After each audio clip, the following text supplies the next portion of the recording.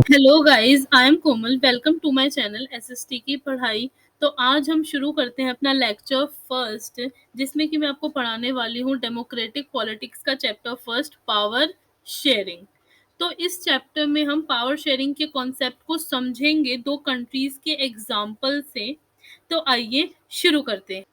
तो आज हम इस चैप्टर में ये सभी टॉपिक्स जो हैं वो पढ़ने वाले हैं। सबसे पहली चीज, एथनिक कंपोजिशन ऑफ बेल्जियम। तो एथनिक कंपोजिशन मतलब क्या होता है? एथनिक कंपोजिशन मतलब होता है जब हम किसी भी कम्युनिटी को या किसी भी सोसाइटी को लैंग्वेज के बेसिस पे, कल्चर के बेसिस पे, रिलीजन के बेसिस पे डिफरेंशिएट करते हैं, तो उसको हम एथनिक कंपोजिशन बोलते हैं। हम पढ़ने वाले हैं ethnic composition of Belgium, ethnic composition of Sri Lanka, majoritism in Sri Lanka, accommodation in Belgium, why is power sharing desirable, कि पावर शेयरिंग जो है वो डिजायरेबल क्यों है, सही क्यों है। इसके हम दो रीजन देखेंगे, मॉरल रीजन देखेंगे और प्रूडेंशियल रीजन भी देखेंगे। Different form of power sharing, कितने फॉर्म ऑफ पावर शेयरिंग होती है, ये सारी चीजें आज हम इस चैप्टर में पढ़ने वाले हैं। तो अब हम पहुंच गए हैं अपने चैप्टर के फर्स्ट टॉपिक पर, जिसका नाम है स्टोरी ऑफ बेल्जियम। मतलब यहाँ पर जो है हम एथनिक कंपोजिशन है बेल्जियम की वो समझने वाले हैं।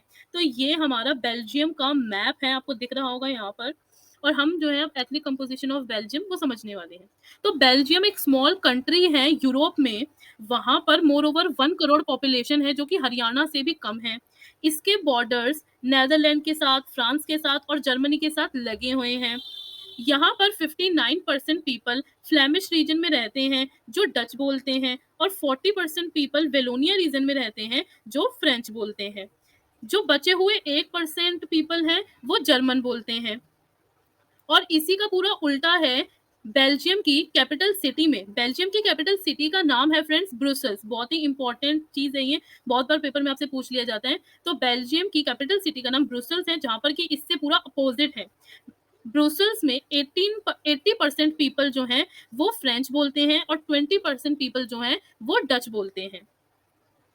तो ये था हमारा पूरा एथनिक कंपोजिशन बेल्जियम का। तो आपने यहाँ पे देखा होगा कि जो यहाँ पे बेल्जियम की एथनिक कंपोजिशन है, जहाँ पे कल्चरली डिवाइड कर रखा है, तो वो कितना ज्यादा कॉम्प्लेक्स है। अगर हम कंट्री की बात देखें कि बेल्जियम एक कंट्री में 59% लोग जो है वो डच बोलते हैं और 40% लोग फ्रेंच बोलते हैं। और इसी से पूरा अपोजिट जो है वो ब्रुसेल्स में है। 80% लोग जो है वो फ्रेंच बोलते हैं, 20% लोग जो हैं वो डच बोलते हैं। तो अब हम देखते हैं फ्रेंड्स कि बेल्जियम में क्या क्या प्रॉब्लम्स थी। जैसे कि मैंने आपको बताया कि बेल्जियम की जो एथनिक कंपोजिशन है वो बहुत ज्यादा कॉम्प्लेक्स है। तो उसमें हम देखते हैं कि ऐसी प्रॉब्लम क्या थी जिसकी वजह से वो कॉम्प्लेक्स थी। First, the minority French speaking community was relatively rich and powerful. देखिए फ्रेंड्स, जो फ्रेंच स्पीकिंग कम्युनिटी है वो रिलेटिवली रिच थी और पावरफुल थी, किनसे? डच स्पीकिंग कम्युनिटी से ज्यादा। This was resented by Dutch-speaking community who got the benefit of economic development and education much later। और डच स्पीकिंग जो कम्युनिटी थी, और जो डच स्पीकिंग कम्युनिटी थी वो इस चीज को नकारती थी, क्योंकि उन्हें इकोनॉमिक डेवलपमेंट और एजुकेशन के जो बेनिफिट थे वो बहुत बाद में मिले थे। तो फ्रेंड्स, जो फ्रेंच स्पीकिंग कम्युनिटी है उनको जो ये बेनिफिट्स हैं इकोनॉमिक डेवलपमेंट के, एजुकेशन के, ये सभी बेनिफिट्स उनको जल्दी मिल गए और डच स्पीकिंग ग्रुप को ये बहुत बाद में मिले। तो इसलिए वो इस चीज को नकारती रहती थी। और इसी वजह से जो ये मेजॉरिटी और माइनॉरिटी का इतना डिफरेंस है, इतना कॉम्प्लेक्स एथनिक कंपोजिशन थी, इसी वजह से टेंशन बनी रहती थी डच स्पीकिंग और फ्रेंच स्पीकिंग ग्रुप के बीच में, कम्युनिटी के बीच में, ड्यूरिंग 1950 टू 1960। तो चलते हैं हम अपने नेक्स्ट पेज के ऊपर। तो फ्रेंड्स, अब हम पढ़ते हैं श्रीलंका की ethnic composition, story of Sri Lanka. इसमें हम पढ़ेंगे एथनिक कंपोजिशन ऑफ श्रीलंका कि श्रीलंका में कौन कौन सी कम्युनिटीज कैसे कैसे बटी हुई हैं। तो सबसे पहले श्रीलंका जो है वो एक आइसलैंड नेशन है और यहाँ पर डाइवर्स पॉपुलेशन है मोर देन 2 करोड़ की। 2 करोड़ से ज्यादा लोग यहाँ पर रहते हैं, जिनकी डाइवर्स पॉपुलेशन है, भिन्न प्रकार के लोग रहते हैं। एथनिक कंपोजिशन क्या है? तो एथनिक कंपोजिशन, दो टाइप के लोग जो हैं वो यहाँ पे रहते हैं। एक तो तमिल बोलने वाले लोग रहते हैं और दूसरी तरफ सिन्हाला बोलने वाले लोग रहते हैं। जो तमिल स्पीकर्स हैं वो 18% है और जो सिन्हाला स्पीकर्स हैं वो 74% है। तो यहाँ पे आपको दिख रहा होगा कि कितना बड़ा डिफरेंशिएट है तमिल में और सिन्हाला स्पीकर्स में। तमिल स्पीकर्स जो है वो माइनॉरिटी में है बहुत ज़्यादा 18%, और जो सिन्हाला स्पीकर्स हैं वो मेजॉरिटी में हैं 74%। तो यहाँ पे तमिल स्पीकर्स के बीच में डिफरेंशिएट हो रखा है, 2 टाइप होते हैं, 2 टाइप के तमिल होते हैं। वो देखते हैं कि कौन-कौन से 2 टाइप के तमिल होते हैं। तो फ्रेंड्स हमारे यहाँ पे 2 टाइप के तमिल होते हैं। सबसे पहले हमारा है Sri Lankan Tamils. Tamil natives of the country are called Sri Lankan Tamils. मतलब जो तमिल लोग जो शुरू से ही श्रीलंका में रह रहे हैं, उनको श्रीलंकन तमिल्स कहा जाता है, जिनकी पॉपुलेशन है फ्रेंड्स 13%। और इंडियन तमिल कौन थे? इंडियन तमिल वो तमिल थे जिनके फोरफादर्स मतलब जिनके दादा परदादा श्रीलंका आए थे प्लांटेशन वर्कर बनके ड्यूरिंग कॉलोनियल पीरियड। तो आई होप आपको समझ में आ गया होगा। 2 टाइप के तमिल होते हैं, श्रीलंकन तमिल 13% और इंडियन तमिल 5%। इंडियन तमिल हमारे 5% है और श्रीलंकन तमिल हमारे 13% है। Most of the Sinhala people are Buddhist, where most of the Tamil speakers are Hindu और मुस्लिम। तो फ्रेंड्स ज्यादातर जो सिन्हाला बोलने वाले लोग थे वो बुद्धिस्ट थे, जबकि जो तमिल स्पीकर्स थे वो हिंदू और मुस्लिम थे। और 7% ऐसे क्रिश्चियन लोग थे जो दोनों ही थे, या तो तमिल थे और या तो सिन्हाला थे। तो आई होप आपको श्रीलंका की एथनिक कंपोजिशन भी अच्छे से समझ में आ गई होगी। श्रीलंका की एथनिक कंपोजिशन में आपने देखा होगा कि यहाँ पे 2 डिफरेंट स्पीकिंग कम्युनिटीज हैं, 2 डिफरेंट लैंग्वेज बोलते हैं, तमिल और सिन्हाला। सिन्हाला जो है यहाँ पे मेजॉरिटी में है और तमिल जो है वो बहुत ज्यादा माइनॉरिटी में है 18%। तो यहाँ पे आपको ये तो अंदाजा हो ही गया होगा कि यहाँ पे मेजॉरिटिज्म जो है वो हो सकता है। तो हम अगले टॉपिक पे चलते हैं इसी कॉन्सेप्ट को अच्छे से समझने के लिए। तो फ्रेंड्स सबसे पहले हम मेजॉरिटिज्म की डिफाइन समझ लेते हैं, क्योंकि श्रीलंका में यही चीज इंप्लीमेंट होने वाली है। जो सिन्हाला है वो रूल करने वाले हैं, जिसको हम आगे के पेजेस पर देखेंगे। सबसे पहले हम ये देख लेते हैं कि मेजॉरिटिज्म होता क्या है। It means a belief that the majority community should be able to rule a country in whichever way it wants by disregarding the wishes and needs of minority। तो इसका मतलब क्या है? मेजॉरिटिज्म जो है वो एक बिलीफ है कि मेजॉरिटी जो कम्युनिटी है वो एक कंट्री को रूल करेगी जिस भी वे में वो चाहे, by disregarding the wishes and needs of minority. मतलब एक ऐसी कंट्री जहां पर की मेजॉरिटी कम्युनिटी रूल कर सकती है जिस भी वे में वो चाहे, जैसे भी चाहे, और वो जितनी भी नीड्स हैं, विशेस हैं माइनॉरिटी की, उसको डिसरिगार्ड करके, उसको रिस्पेक्ट ना करके। और इसी का एग्जाम्पल होने वाला है हमारा श्रीलंका। तो श्रीलंका में भी मेजॉरिटिज्म देखने को मिलेगा हमें, जिसमें कि जो सिन्हाला है वो कंट्री को रूल करेंगे। तो आई होप आपको ये जो मेजॉरिटिज्म का कॉन्सेप्ट है वो आपको समझ में आ गया होगा। अब हम अगली स्लाइड पे चलते हैं मेजॉरिटिज्म इन श्रीलंका देखने के लिए। मेजॉरिटिज्म इन श्रीलंका। तो अब यहाँ पे हम देखेंगे कि कैसे श्रीलंका में सिन्हाला लीडर्स जो है उन्होंने कैसे रूल करा और माइनॉरिटी की डिसरिस्पेक्ट करी, अपना डोमिनेंस जमाने की गवर्नमेंट में उन्होंने कैसे कोशिश करी। तो यही सारी चीज जो है हम इन पॉइंट्स में देखने वाले हैं। श्रीलंका इंडिपेंडेंट कंट्री 1948 में बनी थी। The leaders of Sinhala community sought to secure dominance over the government by the virtue of their majority। So friends, जो सिन्हाला कम्युनिटी थी वो अपनी डोमिनेंस जमाने की कोशिश कर रही थी गवर्नमेंट के ऊपर, क्योंकि वो मेजॉरिटी में थी। और ये डोमिनेंस जमाने के लिए उन्होंने कुछ तरकीब अपनाई, कुछ स्टेप्स अपनाए, जिसको कि हम आगे के पॉइंट्स में पढ़ने वाले हैं। तो सबसे पहली चीज उन्होंने क्या करी? In 1956 an act was passed to recognize Sinhala as the only official language, thus disregarding Tamil. तो 1956 में सिन्हाला कम्युनिटी ने एक एक्ट को पास करा जहाँ पे कि सिन्हाला को ऑफिशियल लैंग्वेज जो है वो डिक्लेयर कर दी गया, रिकॉग्नाइज कर दिया गया, थस डिसरिगार्डिंग तमिल। और जो तमिल है उसको पूरी तरीके से इग्नोर कर दिया गया, डिसरिस्पेक्ट कर दिया गया। सेकेंड चीज उन्होंने क्या करी? A new constitution stipulated that the state shall protect and foster Buddhism. उन्होंने एक न्यू कॉन्स्टिट्यूशन जो है बनाया जिसमें कि वो प्रमोट कर रहे हैं बुद्धिज्म को। आपने एथनिक कंपोजिशन जो है श्रीलंका, उसमें आपने पढ़ा ही होगा कि कैसे सिन्हाला जो है वो सारे के सारे बुद्धिज्म ही थे ज्यादातर। तो इसलिए वो अपने रिलीजन को प्रमोट कर रहे हैं कि ज्यादा से ज्यादा लोग उनके रिलीजन को फॉलो करें बाय डिसरिगार्डिंग तमिल। तमिल की डिसरिस्पेक्ट करके, मतलब वो अपने सिन्हाला कम्युनिटी को बहुत ज़्यादा क्या दे रहे हैं, बढ़ावा दे रहे हैं, प्रमोट कर रहे हैं। और तीसरी चीज़, उन्होंने रिज़र्वेशंस दी अपने ही कम्युनिटी के मेंबर को। तो फ्रेंड्स, जो सिन्हाला कम्युनिटी थी, उन्होंने अपने ही मेंबर्स को, अपने ही लोगों को जो है वो रिजर्वेशंस दी अलग-अलग चीज़ों में, फॉर एग्ज़ाम्पल यूनिवर्सिटीज़ में, जॉब्स में, कॉलेजेस में, जिसकी वजह से उनकी बहुत ज़्यादा बेनिफिट मिल रहे थे। मतलब अलग-अलग तरीके के बेनिफिट देने की कोशिश करी सिन्हाला कम्युनिटी को डोमिनेंस दिखाने के लिए, और जबकि ये सारी फैसिलिटीज़ और बेनिफिट्स तमिल लोगों को नहीं मिल रहे थे। तो ये 3 चीज़ें थी जो सिन्हाला कम्युनिटी ने करी अपना दबदबा जमाने के लिए गवर्नमेंट में। और फ्रेंड्स, ये क्वेश्चन जो है वो बहुत ज़्यादा इंपॉर्टेंट है। बोर्ड के एग्जाम में, पीवाईक्यूज में बहुत बार आपसे पूछ लेते हैं कि सिन्हाला कम्युनिटी ने ऐसे कौन कौन से स्टेप्स को इम्प्लीमेंट करा अपनी डोमिनेंस जमाने के लिए गवर्नमेंट में। तो ये 3 आपको लिख कर आने हैं कि उन्होंने सबसे पहला उन्होंने लॉ पास करा, अपनी लैंग्वेज को ऑफिशियल बनाया बाय डिसरिगार्डिंग तमिल, एक न्यू कॉन्स्टिट्यूशन बनाया टू प्रमोट बुद्धिज्म, और तीसरा अपने ही कम्युनिटी के मेंबर को रिजर्वेशन दी, चाहे वो कॉलेजेस हो चाहे वो स्कूल्स में हो।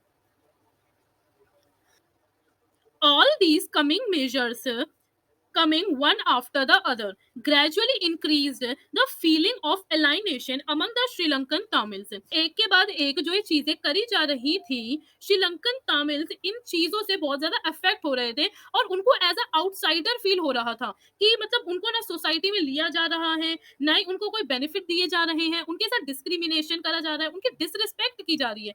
तो उन्हें ये चीज बिल्कुल भी अच्छी नहीं लगती थी। As a result, the relation between the Sinhala and Tamil communities strained over time। जिसका रिजल्ट क्या निकला बेटा, जिसके रिजल्ट में जो सिन्हाला है और तमिल कम्युनिटी है, दोनों के दोनों में ही बहुत ज्यादा तनाव आ गया, और बहुत ज्यादा लड़ाई झगड़े जो हैं वो होने शुरू हो गए।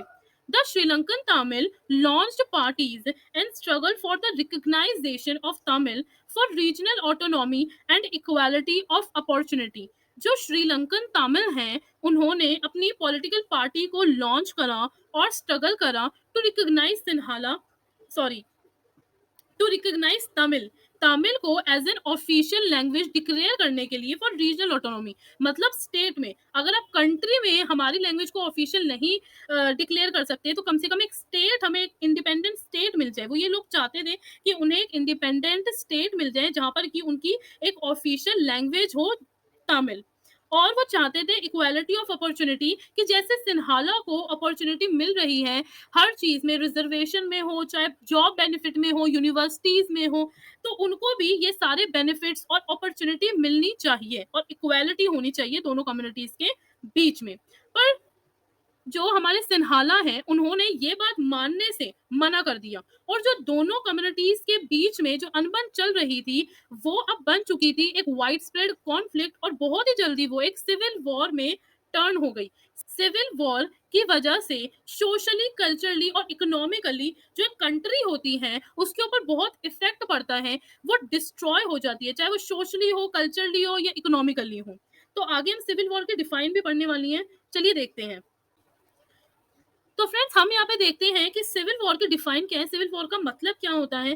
तो फ्रेंड्स, सिविल वॉर दो कम्युनिटीज के बीच में या दो अपोजिंग ग्रुप्स के बीच में होती है विद इन अ कंट्री। एक कंट्री के अंदर दो अपोजिंग ग्रुप्स के बीच में जब एक वायलेंट कन्फ्लिक्ट हो जाए, वो इतनी इंटेंस दिखने लगे कि ऐसा लगे कि वो वॉर है, तो उस चीज को हम क्या कहते हैं, सिविल वॉर कहते हैं, जो कि श्रीलंका में हो गई थी।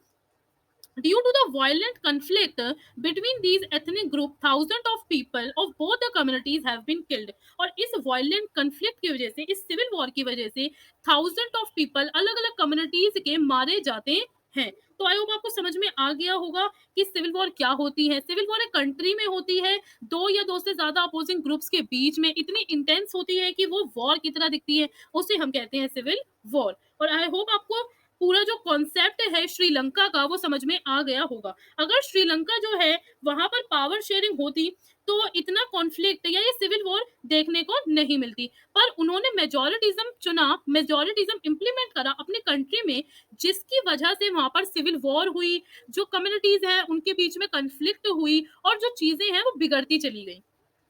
तो फ्रेंड्स अब हम आ गए हैं अपने नेक्स्ट टॉपिक के ऊपर, जिसका नाम है अकोमोडेशन इन बेल्जियम। तो आपने पहले देखा कि एथनिक कंपोजिशन जो है बेल्जियम की वो कितनी कॉम्प्लेक्स थी, कुछ प्रॉब्लम्स थी बेल्जियम में भी कि वहाँ के जो कम्युनिटीज थी वो एक दूसरे को इतना पसंद नहीं करती थी, और जो वहाँ पे कैपिटल सिटी और कम्युनिटी और जो वहाँ पे कैपिटल सिटी और कंट्री में जो एथनिक कंपोजिशन अपोजिट देखने को मिलती थी, एक वो भी वहाँ पे प्रॉब्लम थी। तो अब यहाँ पे हम देख लेते हैं accommodation in Belgium. Belgium recognize the existence of regional difference and cultural diversity. जो बेल्जियम है वहाँ पर बहुत सारे रीजनल डिफरेंस थे, कल्चरल डाइवर्सिटीज थी, कल्चरली लोग अलग थे, लैंग्वेज लोगों की अलग थी। 1970 से लेकर 1993 बेल्जियम ने अपने कॉन्स्टिट्यूशन को 4 बार बदला, एक अरेंजमेंट लाने के लिए, जिससे कि जो जितने भी लोग जो बेल्जियम में रहते हैं वो खुशी खुशी एक साथ इंडिपेंडेंटली पीसफुली जो है कंट्री में रह सके। तो बेल्जियम में पावर शेयरिंग हुई थी। जैसे श्रीलंका में मेजोरिटिज्म का कॉन्सेप्ट फ्रेंड्स यूज करा गया था, वैसे ही बेल्जियम में पावर शेयरिंग के कॉन्सेप्ट को इम्प्लीमेंट करा गया। और हमारे ये कुछ एलिमेंट्स हैं बेल्जियम मॉडल के जिसको हम पढ़ने वाले हैं, तो आइए देखते हैं। Constitution prescribe that the number of Dutch and French speaking minister shall be equal in the central government. Constitution ने प्रिस्क्राइब करा कि जो डच और फ्रेंच स्पीकिंग मिनिस्टर हैं वो इक्वल रहेंगे सेंट्रल गवर्नमेंट में। जैसे कि अगर 10 डच स्पीकिंग मिनिस्टर्स हैं तो 10 ही जो हैं वो फ्रेंच स्पीकिंग मिनिस्टर्स भी होने चाहिए। Second point, many powers of the central government have been given to state government of the two of the regions of the country. तो सेंट्रल गवर्नमेंट ने अपनी कुछ पावर जो है वो स्टेट गवर्नमेंट को दे दी थी, जो 2 रीजन्स में थी, वेलोनिया रीजन में और फ्लेमिश रीजन में। इनको थोड़ी थोड़ी पावर अपनी जो है वो बांट दी थी। Third point, Brussels has separated government in which both the communities have equal representation. तो जो कैपिटल सिटी है फ्रेंड्स ब्रुसेल्स, वहां पर सेपरेट गवर्नमेंट बनाई गई जहां पर कि दोनों कम्युनिटीज में इक्वल रिप्रेजेंटेशन होगा, दोनों ही कम्युनिटीज के जो मिनिस्टर्स हैं वो इक्वली पार्टिसिपेट करेंगे गवर्नमेंट में। Fourth point and the last point, apart from the central and state government there is a third type of government जिसको कि हम बोलते हैं कम्युनिटी गवर्नमेंट। सेंट्रल और स्टेट गवर्नमेंट के अलावा भी एक तीसरे टाइप की गवर्नमेंट थी, कम्युनिटी गवर्नमेंट। आइए समझते हैं कि कम्युनिटी गवर्नमेंट क्या थी। तो फ्रेंड्स अब हम देखते हैं कि कम्युनिटी गवर्नमेंट क्या होती है। A community government is elected by the people belonging to one language community no matter where they live. This government has the power regarding culture, educational and language related issue. देखिए community government ऐसी government होती है जिसको कि people elect करते हैं जो एक लैंग्वेज से बिलोंग करते हैं। No matter where they live, फर्क नहीं पड़ता कि वो कहाँ रहते हैं, और इस गवर्नमेंट के पास पावर होती है कि ये culture, education and language related issue पे लॉ इम्प्लीमेंट कर सकती है, चेंज कर सकती है। तो इसी को हम कहते हैं कम्युनिटी गवर्नमेंट। तो ये कम्युनिटी गवर्नमेंट जो थी वो बेल्जियम में बनाई गई थी। तो बेल्जियम में फॉर एग्जाम्पल 3 कम्युनिटीज जो हैं वो रहती थी। हमारी फ्रेंच स्पीकिंग कम्युनिटी थी, डच स्पीकिंग कम्युनिटी थी और जर्मन स्पीकिंग कम्युनिटी थी। तो हमारी 3 कम्युनिटी गवर्नमेंट बनी जिनके पास अधिकार था कल्चर, एजुकेशन और लैंग्वेज रिलेटेड इशू को संभालने का। वो इसको चेंज कर सकती थी, अमेंड कर सकती थी। Belgium model is complex but accommodation made it easy. देखिए बेल्जियम मॉडल जो है वो आपको कॉम्प्लेक्स जरूर दिख रहा होगा कि भाई 3 टाइप की गवर्नमेंट है, यहाँ पर इतनी सारी चीजें हैं, बट अकोमोडेशन जो है उसने उसको इजी बना दिया। It has helped to avoid civic strife between the two major communities and a possible division of the country on linguistic line. तो देखिए यहाँ पर लैंग्वेज के बेसिस पर बहुत ज्यादा डिफरेंशिएशन थी, बहुत ज्यादा डाइवर्सिटीज थी, है ना। उस चीज को पावर शेयरिंग ने कितने अच्छे से संभाल लिया। एक जगह आपने देखा कि जो श्रीलंका है वहां पर सिविल वॉर हो गई क्योंकि मेजोरिटिज्म आया, है ना। अगर वहां पर पावर शेयरिंग आती तो शायद लोग खुश रहते, बट वहां के लोग खुश नहीं थे बिकॉज वहां पे डोमिनेंस जमाने की जो मेजोरिटी कम्युनिटी है। तो फ्रेंड्स बेल्जियम में पावर शेयरिंग हुई और जिसकी वजह से वहां के लोग जो थे वो बहुत ज्यादा खुश थे क्योंकि वहाँ पर कोई भी डिस्क्रिमिनेशन नहीं हो रहा था या किसी ने भी अपनी डोमिनेंस जमाने की कोशिश नहीं करी थी। जबकि श्रीलंका में जो सिंहाला कम्युनिटी है, उन्होंने अपनी डोमिनेंस जमाने की कोशिश करी, जिसकी वजह से वहाँ पे सिविल वॉर भी हो गई और वहाँ के जो पीपल हैं वो भी खुश नहीं रह पाए। तो इतने अच्छे अकोमोडेशन के लिए, इतने अच्छे पावर शेयरिंग के लिए इस रीजन से ब्रुसेल्स को चुना गया as the headquarter of European Union. And ये बहुत ही इंपॉर्टेंट पॉइंट है, आप इसको मार्क कर लीजिए। ये बहुत बार पेपर्स में fill in the blanks, MCQs में पूछ लेते हैं कि हेडक्वार्टर कहाँ है यूरोपियन यूनियन का, तो आपको याद रखना है ब्रुसेल्स में है। तो आई होप आपको जो है पूरा ब्रुसेल्स की एथनिक कंपोजिशन से लेकर उसके अकोमोडेशन तक सारा कॉन्सेप्ट अच्छे से समझ में आ गया होगा। तो चलते हैं नेक्स्ट टॉपिक पर, लेट्स मूव। तो अब हम देखेंगे कि हमने क्या-क्या सीखा बेल्जियम से वर्सेस श्रीलंका से। तो सबसे पहले देखते हैं बेल्जियम से क्या सीखा। In Belgium, the leaders have realized that the unity of a country is possible only by respecting the feeling and interest of different communities and regions. Such a realization resulted in mutually acceptable agreement. तो देखिए Belgium में वहां के leaders ने ये realise करा कि जो हमारी कंट्री है उसमें यूनिटी और पीस एक ही चीज से आ सकता है जब हम अपने हर अलग अलग कम्युनिटीज को रिस्पेक्ट देंगे, उनकी फीलिंग को रिस्पेक्ट देंगे, उनके इंटरेस्ट को रिस्पेक्ट देंगे, तभी जो है हमारी कंट्री में यूनिटी आ सकती है, पीस आ सकती है। और इसी रियलाइजेशन के चलते हुए उन्होंने पावर शेयरिंग करी बेल्जियम में, जिसकी वजह से उनकी एक म्यूचुअली एक्सेप्टेबल एग्रीमेंट से एक बहुत अच्छी गवर्नमेंट जो है वो बनकर आई। श्रीलंका से हमने क्या सीखा? तो श्रीलंका में इससे पूरा अपोजिट केस था फ्रेंड्स। श्रीलंका में मेजोरिटिज्म हुआ था। वहाँ के जो मेजोरिटी कम्युनिटी है वो डोमिनेंस जमाना चाहती थी अपनी, और उन्होंने पावर को भी शेयर करने से मना कर दिया था। वो जो तमिल लोग हैं उन पर अपनी डोमिनेंस जमाना चाहती थी, उन पर अपना दबदबा जमाना चाहती थी, जिसकी वजह से ना ही उनकी कंट्री में यूनिटी आ पाई, एकता आ पाई, और ना ही उनकी कंट्री में शांति आ पाई, पीस। तो दोनों ही बहुत अलग अलग कॉन्सेप्ट थे जो यूज हुए।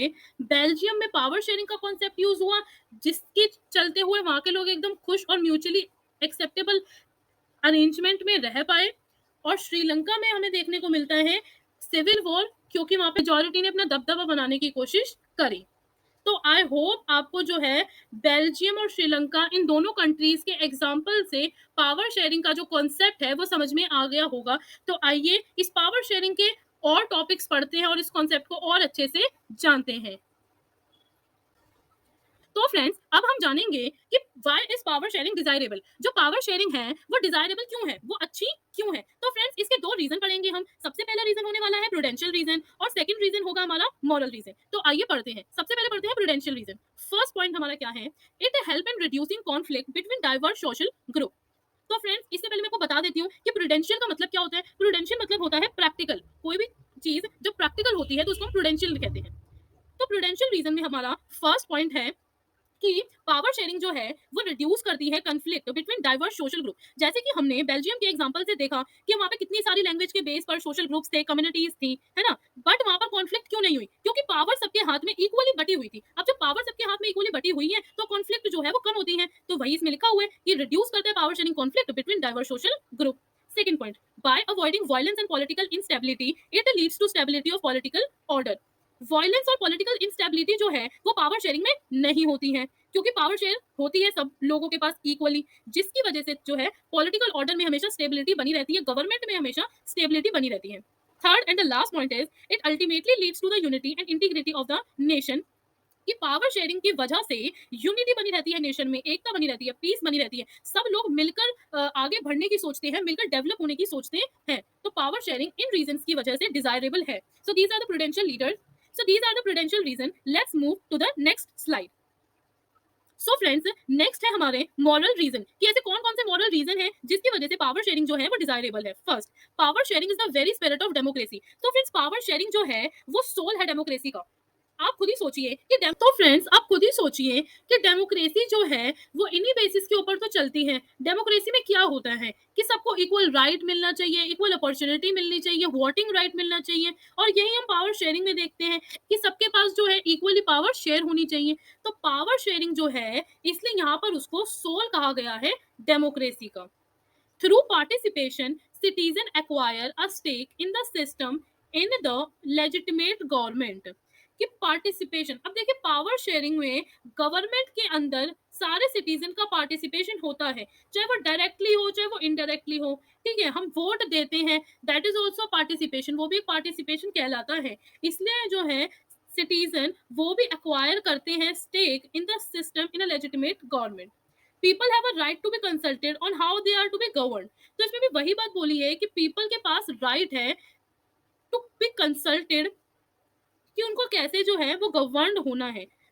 तो पीपल जो जो तो फ्रेंड्स, जो लोग हैं हम सब वोट देकर आते हैं, मतलब आप तो नहीं, पर मैं, हम सब जो हैं वो वोट देकर आते हैं। क्यों वोट देकर आते हैं? हम अपने लीडर्स को चुनने के लिए। तो ये हमारा क्या हुआ? पार्टिसिपेशन हुआ। हम चाहेंगे कि हमें किस लीडर को चुनना है और किस लीडर को नहीं चुनना है। हम चाहेंगे कि गवर्नमेंट में कौन हम चाहेंगे कि गवर्नमेंट जो है वो कौन चलाएगा और कौन नहीं चलाएगा। तो किसकी जजमेंट होती है? ये पीपल की तो जजमेंट होती है ना। तो वही चीज इसमें जो है वो बताई गई है।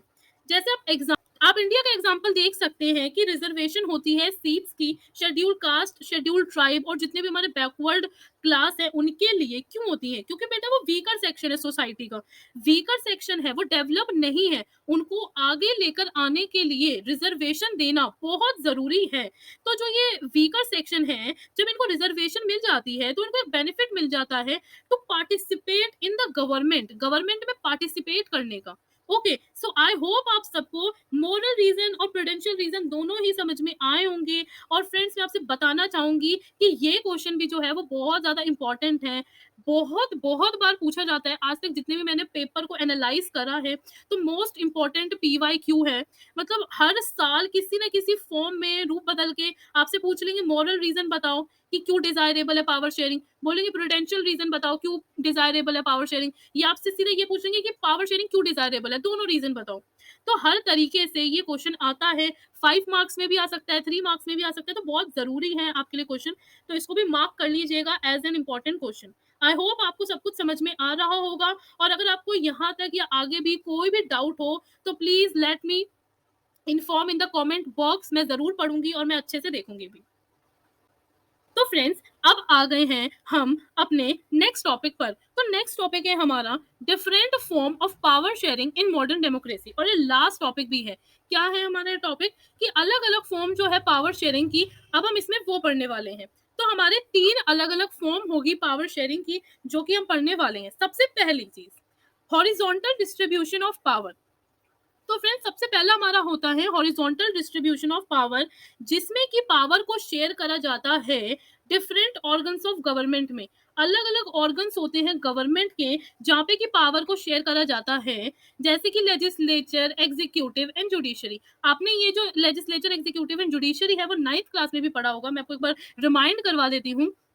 लेजिस्लेचर वो होता है लेजिस्लेचर वो होता है जहां पर कोई भी लॉ आता है। पार्लियामेंट जो होता है हमारा, जो लोकसभा राज्यसभा होती है, वो लेजिस्लेचर में आ जाती है, क्योंकि वहाँ पे लॉज आते हैं, वहाँ पे डिबेट्स होती हैं लॉज के ऊपर। एग्जीक्यूटिव होता है इम्प्लीमेंट करने वाला, जहां पर उन लॉ इम्प्लीमेंट होते हैं, जहां पर वे लॉ जो है वो इम्प्लीमेंट होते हैं। और जुडिशरी क्या होती है? जुडिशरी हमारा पूरा कोर्ट सिस्टम आ गया, supreme court, high court, local court, district court, जितने भी कोर्ट है ना, वो सारे के सारे जो है हमारे जुडिशरी में आ जाते हैं। जुडिशरी के जस्टिस करती है। अब लॉ है, लॉ को पास करना ना करना ये जुडिशरी के हाथ में होता है। तो 3 टाइप के हमारे क्या होते हैं? ऑर्गन होते हैं।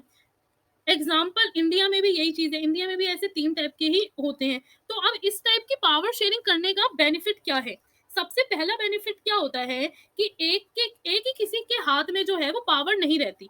अगर जैसे कि आपने देखा श्रीलंका में एक ही गवर्नमेंट के पास पावर थी, अब यहाँ पे क्या है, गवर्नमेंट के अलग अलग ऑर्गन हो गए, तो अलग अलग ऑर्गन के पास अलग अलग पावर है। तो कोई एक जो अगर एक के पास सारी पावर आ गई तो बेटा वो मिसयूज तो करेगा ही ना, वो मिसयूज करेगा। बट इसमें क्या है, पावर का मिसयूज होने का कोई चांस ही नहीं बनता है। नेक्स्ट पॉइंट है हमारा, each and every organ keeps an eye on the others, कि हर एक ऑर्गन जो है वो एक दूसरे के ऊपर नजर रखते हैं। नजर नज़र इन द सेंस कि एक-दूसरे के काम को चेक करते रहते हैं कि भाई ये अपना काम ढंग से कर भी रहा है, नहीं कर रहा है। अब लेजिस्लेचर एग्जीक्यूटिव को देखेगा, भाई ये ढंग से कर रहा है, नहीं कर रहा है। एग्जीक्यूटिव जुडिशरी को देखेगा, जुडिशरी एग्जीक्यूटिव को देखेगा। तो ये सब एक-दूसरे के ऊपर नज़र रखते हैं और इस सिस्टम को क्या बोलते हैं? चेक एंड बैलेंस सिस्टम बोलते हैं। तो ये हमारा सबसे पहला पॉइंट था हॉरिजॉन्टल डिस्ट्रीब्यूशन ऑफ पावर का। आई होप आप लोगों को समझ में आया हो। नेक्स्ट पॉइंट पे हम चलते हैं। नेक्स्ट है हमारा वर्टिकल डिस्ट्रीब्यूशन ऑफ पावर। तो बेटा वर्टिकल डिस्ट्रीब्यूशन में क्या होता है? पावर शेयर होती है गवर्नमेंट पर एट डिफरेंट लेवल। तो हमारा वर्टिकल डिस्ट्रीब्यूशन ऑफ पावर में क्या होता है? पावर जो है वो शेयर होती है गवर्नमेंट में at different level. Different different level में हमारी पावर जो है वो शेयर होती है। एक सेंट्रल गवर्नमेंट होती है जो सेंटर के लिए एंटायर कंट्री के लिए होती है। एक स्टेट गवर्नमेंट होती है जो अलग-अलग स्टेट के लिए होती है।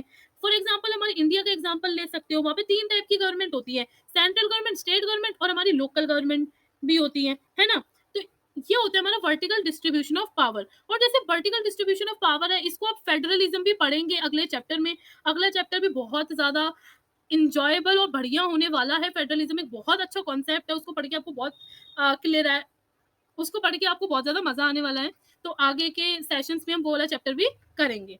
चलते हैं अपने नेक्स्ट टॉपिक पर। नेक्स्ट टॉपिक है हमारा power sharing between different social group. तो देखिए बेटा पावर शेयर होती है between different social groups. Power can also be shared among different groups which differ socially like different religious and linguistic group. तो जब power जो है वो शेयर होती है socially, religious, on the basis of religion या लैंग्वेज के basis पर, तो उस चीज को हम क्या कहते हैं? पावर शेयरिंग बिटवीन, उस चीज को हम क्या कहते हैं? Power sharing between different social groups. और इसका एग्जांपल आपने देख लिया है, कम्युनिटी गवर्नमेंट बेल्जियम में बहुत ही अच्छा एग्जांपल है पावर शेयरिंग का।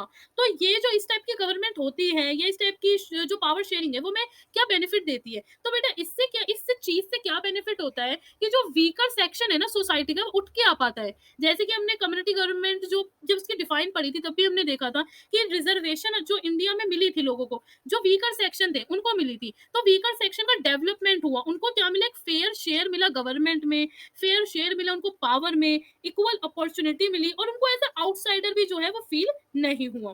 तो यहीं पे होता है हमारा चैप्टर खत्म। कॉन्ग्रेचुलेशन।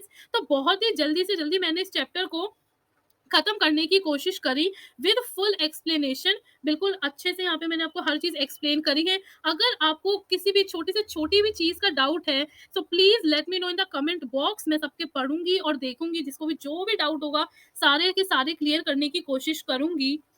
तो आप बताइएगा कि आपको फेवरेट पार्ट कौन सा लगा इस वीडियो का। अगर आपको ये वीडियो पसंद आई हो तो please like my video, share with your friends and subscribe my channel SST की पढ़ाई। और बहुत ही जल्द मिलते हैं एक नई वीडियो के साथ। बहुत ही अच्छी होने वाली है अगली वीडियो भी। तो चलिए मिलते हैं। बाय।